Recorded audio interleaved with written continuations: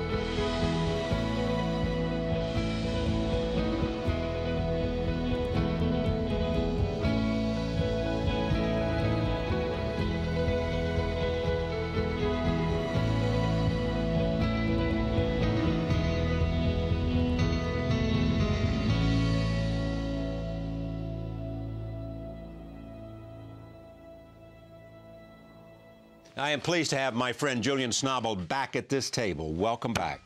Thank you, Charlie. Congratulations, too.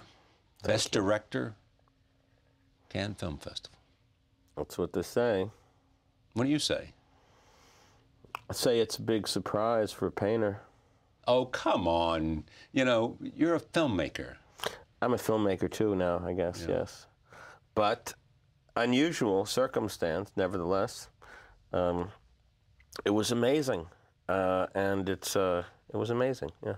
This is a movie about death, in part. Life yes, definitely. And death. The death idea intrigued you.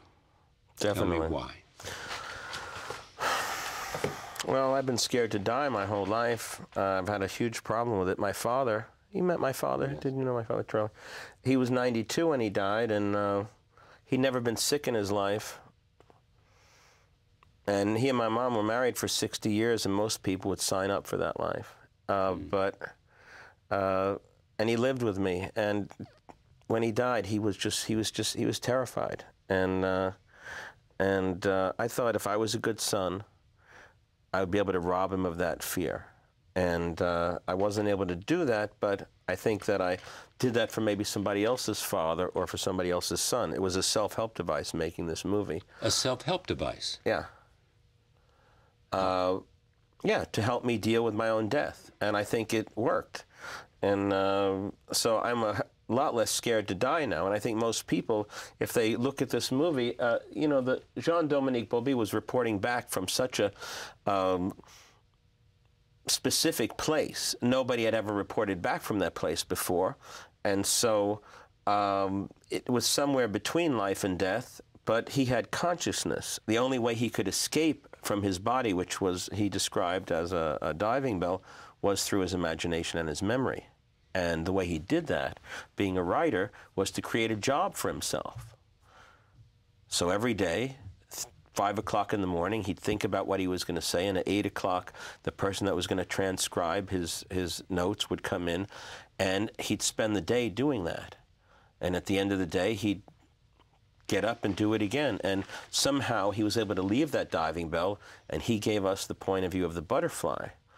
And in that, he had 20/20 retrospect vision. So here's a guy who said,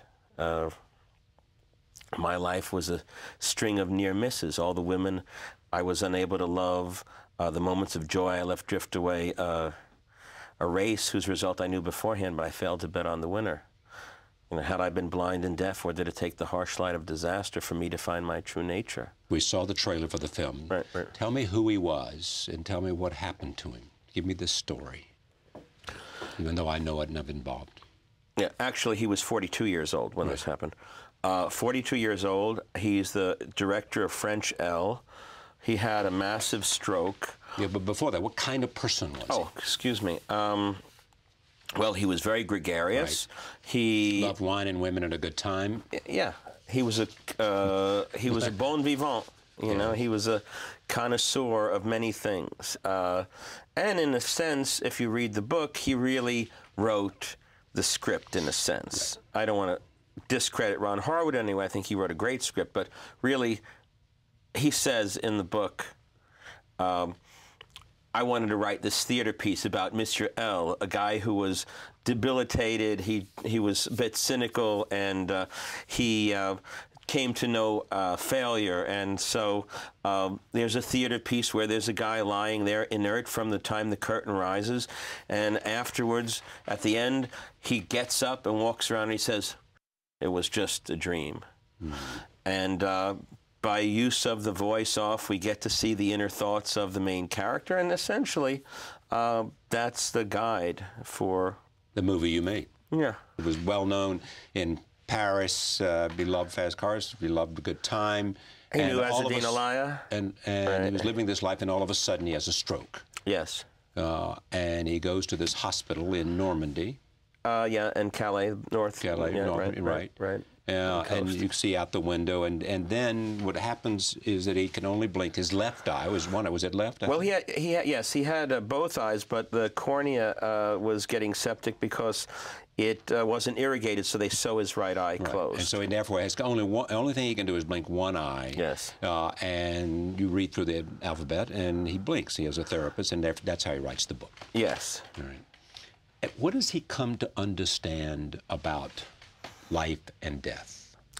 He comes to understand that you have to grab onto life and live in the present, and if you're not conscious, you're not alive. It doesn't matter if you've got a body or not.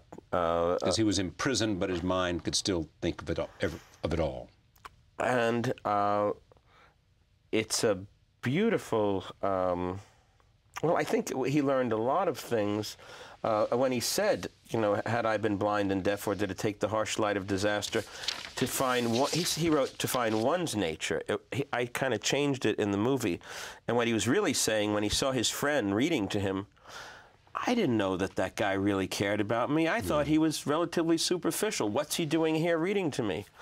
And I think he was saying that about himself also. So, you know, I used to know Fred Hughes very well, who worked for Andy Warhol, and his nurse, Darren McCormick, gave me that book years ago. You know what? You make a movie like this, you hear every sound. Yeah. You know that sound is as much of a part of the... It's really about observing observation, ultimately. You really think about what it is to see. And what we haven't told the audience, really, is that it's shot in the first person. So you are... It's through his... You are Jean-Dominique Bauby. Right. And you, in fact, in order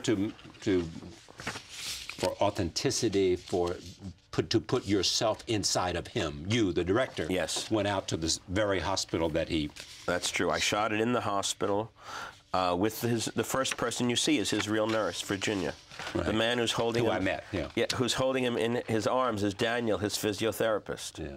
Yeah. And the people at the hospital were very generous with us, and it was like having a whole studio. If we needed to shoot something that was in a corridor on one side and the light was good there at 3:30 in the afternoon, we'd move over to there. This is when he wakes up, played by Mathieu Amalric, who we also last saw I saw in Munich. He may have been in something since then, but I saw him in Munich. And here he is. He plays Jean-Dominique Bauby. Right. I don't know if you're going to see him. You're going to see what he sees. Okay, that's what I mean. Well, go ahead, roll tape. Fais cet alphabet très lentement, une lettre après l'autre. Dès que j'arriverai à la première lettre de votre mot, clignez. Je l'écrirai et on passera à la lettre suivante, et ainsi de suite. Oula. Vous avez envie d'essayer? Vous savez ce que vous voulez me dire? Très bien. Alors, Attendez, allons-y. non, je sais pas quoi vous dire, moi. E. E est votre première lettre? Non, pas... E n'est pas la première lettre. Non, c'est pas eux, je sais bien. même pas quoi vous dire. Je sais, c'est difficile. E, S, A, R, I, N, T, U, L, O, M, C'est trop long. D, P, C, Je peux pas garder la paupière ouverte comme ça. B, V, Dépêche-toi. G, J, J. J, J. je. Bravo. C'est ça, votre premier mot est je? Mon premier mot est je. Je commence par moi. How did you achieve that? I mean, just give me some sense of the filmmaker's art to do that. There's a crank camera that that Janusz could wind up.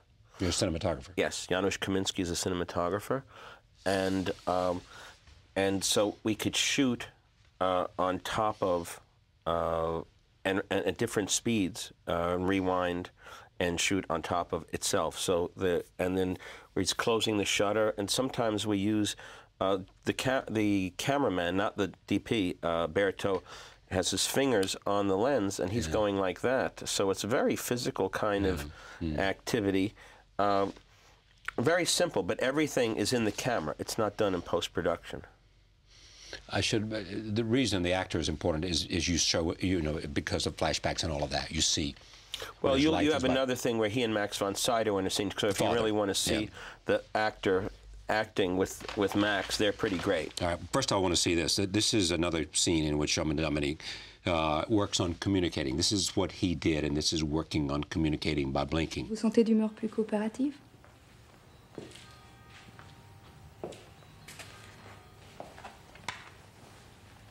Bien. Vous savez, vous et moi, on est là pour progresser. Vous êtes d'accord? Oui, maîtresse. Très bien. Alors je commence.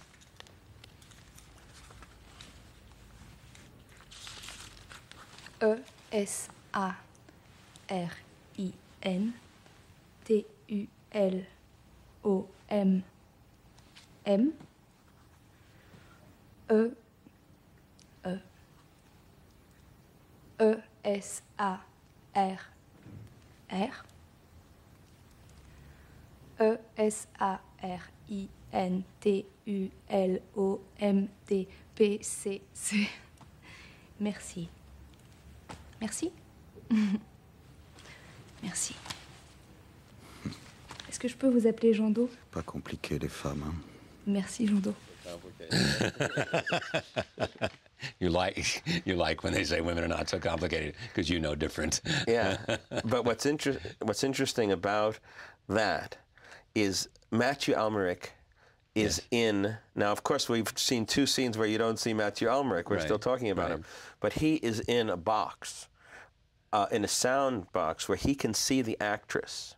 Because you have to realize the actors are all acting to the camera. Right. So he's in a box where he can see them, and he can hear them, but they can't hear him. The cameraman can hear him, so he's saying things, and the cameraman can respond with the camera as if it was his eye. But all of his comments, he's ad-libbing these things, and he's extremely funny, and he's very, very smart. And it's really funny because they have no idea, but we, the audience, do. And I like that convention. I mean, it's like the thing where in Heaven Can Wait or something, when, you're thinking, that's Joe Pendleton, don't you know? Don't you recognize your old friend? Right. You shot it in French. I shot it in French because I thought, first of all, I need to go to the hospital where he was in order to do it correctly. And this was a French man, like you said, a bon vivant, somebody that had a French sense of humor, and it's beautifully written in French. So, okay, American and English people come to the hospital, make believe they're French, and then French people have to watch the movie in French with French subtitles in France. Mm-hmm. It just seemed absurd to me. But, you know, really the only person that wanted to do this in French with me was my producer, John Killick, who I love. But after 3 days of Jerome Seydoux, who owns Pathé, who was a great guy and was great to me, he figured I wasn't going to change my mind. He just said, fine. And they really were extremely supportive, and it was a beautiful working situation. I was extremely happy there, and I basically lived there for the year. Olatz, my wife, was in the movie. She plays Marie. Yes. She teaches him. She's the one who sticks her tongue out and teaches him how to swallow. And also says yes when he's saying no in the church. What is it about the film you think has resonated? I was around people that were... I think that there must be something about not doing something because it's a job. Doing something because it's just something that you have to do or you can't go on another day. I didn't want to make this movie. It wasn't that, hey, give me that book and let me make a movie out of it. I didn't want to do that. I wanted to make the perfume. And I wanted to make the perfume because I thought it was about somebody who created something that was so beautiful that he couldn't share it with anybody because they fell under the spell of it and they lost their critical faculties. So they never knew, and he couldn't share his accomplishment with anybody. It drove him nuts. The fact that he slept in a cave for 7 years, I mean, if you're thinking about making a movie, it's not the movie that was made. I mean, it was the movie that should have been made. But you think, hey, what happens when your main character goes to sleep for 7 years in the middle of your movie? How do you deal with that? Well, I had a way figured out, but I'm not going to talk about that. But it seems like I went to sleep for 7 years trying to do that in order to do this. And when my father died, and Darren came into the room, the script arrived from The Diving Bell and the Butterfly and from Kathy Kennedy. It's like dogged me my whole life, it seemed. And I started to look at it, and the way that Ron Harwood had written this POV into it was very similar to the way I saw Jean-Baptiste Grenouille. Right. The people at that hospital were so, well, you met them, selfless. The kind of compassion that they gave to this, they didn't know he was writing a great book in his head. There's a guy lying there. But you see how people can be loving. And also, I think the movie's a bit like 8.5 in a way, just in the sense of this guy's got all these fantasies about all these women. And all these women, in a sense, become one woman to him because he needed them for all of these different reasons to complete his work, to complete the simplest thing of getting a fly off his nose. And in a sense, probably, you know, because I identified so much with my father and wished if I could have traded places with him, if I could have just taken him out of his body for a little while, because I knew his body was holding him prisoner and as he was dying. I'm going to send you my dad's poem because he wrote this. He never wrote a word in his life, but he left me. Darren McCormick wrote down what my father was saying. I asked Darren to write down whatever my dad said while we were in Mexico with the kids. And I'll just tell you the first few lines of it, because it was amazing. He wrote, "You're a gem of a man. I wonder where people like you are hatched. God sent you to me. Do me a favor, give me a scratch. Put me to sleep so I could be reborn. I wish my wife was alive. She'd tell you what a good man I am." And then it just keeps going for like 5 pages. And it just was so, he handed it to me the day my father died, and I read it at his funeral. And then I made a tomb for my parents, and I carved the text into this tomb. So if you walk up to this in Connecticut, in the graveyard, my dad will speak to you from the dead. And in a way, Jean-Dominique Bauby was doing that, and I think he was able to kind of recap his life, see it and relive it in a way, and turn it into art.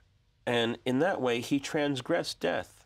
And he also, one moment I love in the film is after his accident, where the sound goes out, and you hear Claude's voice say, "I had one last thought. I'm going to be late for the theater." Then I sank into a coma. and you know that he has transmuted, transformed, transgressed death, and he has transcended it in some way, and he's in that book. And then when the glaciers come out of the Alaskan Sea again, you feel like he's a part of everything again, and it's not sad. I think it's encouraging in a way. It's obviously, it's a Buddhist film. I mean, I didn't know that I was a Buddhist, but I guess I'm turning into one. It's great to have you here. Charlie, it's always good to see you. Thank you very much. The movie is The Diving Bell and the Butterfly. It will be released in New York and Los Angeles on Friday, November 30th. Friday, November 30th. Julian Schnabel, painter, filmmaker, friend.